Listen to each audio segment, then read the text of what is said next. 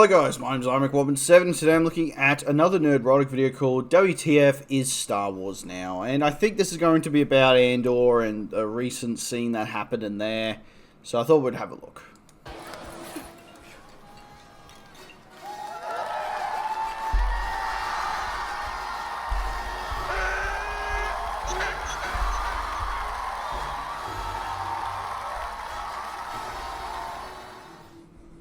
He tried to rape me. Nerdrotic.com. So, yeah. Greetings, you over 1 million hellions and the 40% who haven't subscribed yet. I'm sure you've all heard the big news from Star Wars recently. No, it wasn't the release of Andor, it was the introduction of grape in Star Wars. Now, this video will not be a review of Andor. While I can admit it's the best thing Disney Star Wars has crapped out on Disney Plus, that's a low bar. There's some good performances, it looks pretty, but it has all the heart and soul of a technical manual. What is Andor, you ask? Well, that's a pretty good question considering most of you haven't seen it. It's a prequel to another prequel that's technically a sequel to the prequels. And this will also not necessarily be a video about that scene, but let's get this out of the way. And yes, just in case you were living under a rock and didn't know, there was an attempted rape scene in Star Wars. He turns around to face Bix with a sympathetic look. Oh jeez, so it's not the audio description. Fuck. He must have strong hands. Leaning intimately close, he rubs his knuckles over hers. He corners her against the kitchen panel. I said no! She smacks him hard, backing him off. He pinches his nose, then sees blood on his fingers. Honestly, I think that scene is much ado about nothing considering the controversy is overshadowing stuff that is far worse, including the heavy-handed immigration allegory, because we haven't seen that genre in the last 6 days, Yep. Mon Mothma dancing to 90s techno music, or Andor escaping the retarded squabbling rebels who imprisoned him while they were distracted playing a game of rock, paper, scissors. Oh, I yeah. wish I was kidding. But I do think That it's was prudent so to point boring. out that this is the second space movie in 2 years that's had the attempted sexual assault of a female farmhand who harvests grain. What?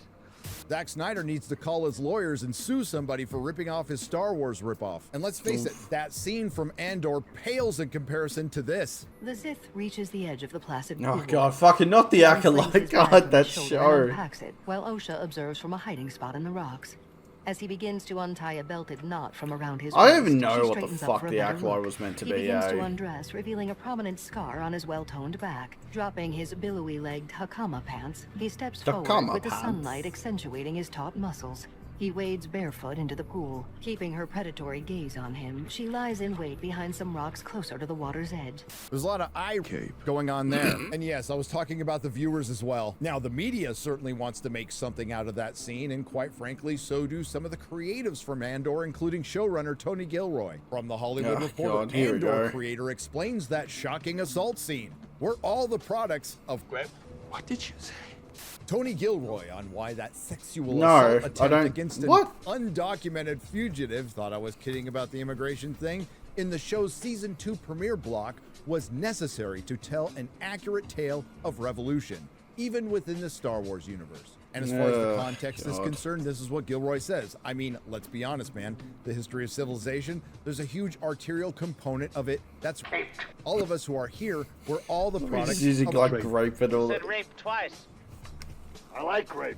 Whatever side you come down on this little kerfuffle online, you can't blame Star Wars fans for rolling their eyes and being exasperated considering the herstory of Disney Star Wars. This leads to another very good question that I can hear you all asking. Why in the hell would Lucasfilm promote the one thing that was relatively well received with this? And that big question leads to a bigger question and conversation. What the f is Star Wars now? Is it for kids? Is it for adults? Is it the original trilogy? Is it the prequels? Is it the expanded universe? Is it a space opera about a family? Is it a story about space wizards that's for everyone? Well, that's what Star Wars was, but it's been well over a decade since, and I'm paraphrasing George Lucas, he sold his kids to the white slavers. I sold them to the white slavers that take these things and And, okay, but And no one, including Lucasfilm and Disney, has a clue of what Star Wars is about, or even what it is. Is it the gayest Star Wars ever? Oh, Is it about God. exploring adult themes like rape? In Andor, a show that was preceded by one that was for little kids' skeleton crew. I guess the good news is the reported cases of whiplash have been greatly reduced because nobody watched either show, and there was no danger of any little kid making it to that scene in Andor in the 3rd episode because they'd be asleep. Is it about thirst traps and shipping? Is it about destroying male legacy characters and replacing them with female versions with no character? All in the name of female empowerment, except when it comes to Gina Carano.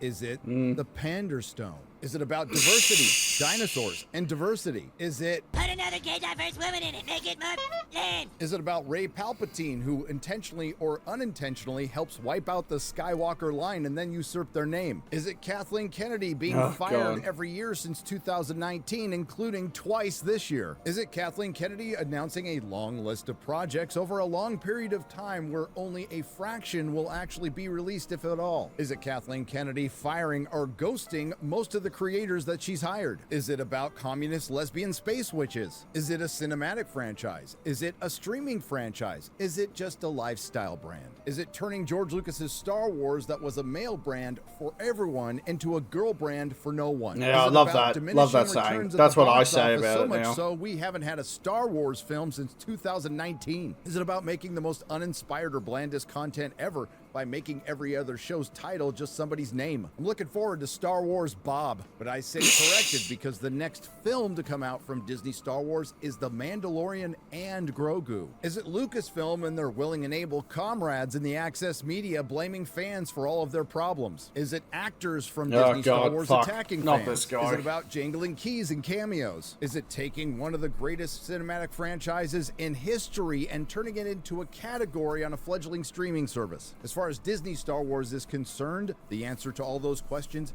is yes. It is all those things, yet it's about nothing. Our good friend Robert Meyer Burnett was right. The only thing Star Wars is about is itself, such as the tragedy of Darth Disney buying one of the most timeless, beloved, and profitable cinematic intellectual properties ever and devolving it into uninspired, pointless, and directionless content made for specific demographics, infused with the message and reactionary storytelling that usually reflects any hot-button issue that's happening at the time the product is being created. That will not only make the specific product feel dated, it will taint the whole damn thing and take something that could have lasted forever and guarantees to stamp it with an expiration date. And that's all Disney Star Wars is. Just one of many zombie franchises. Yet I find it ironic that Lucasfilm, which is obsessed with identity, is in an identity crisis. Yes.